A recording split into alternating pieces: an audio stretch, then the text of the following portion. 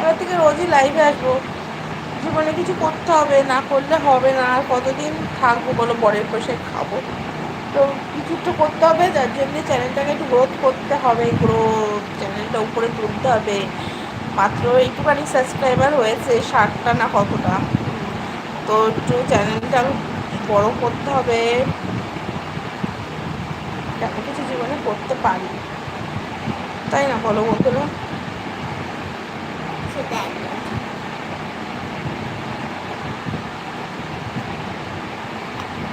নিজের জন্য তো কিছু করতেই হবে।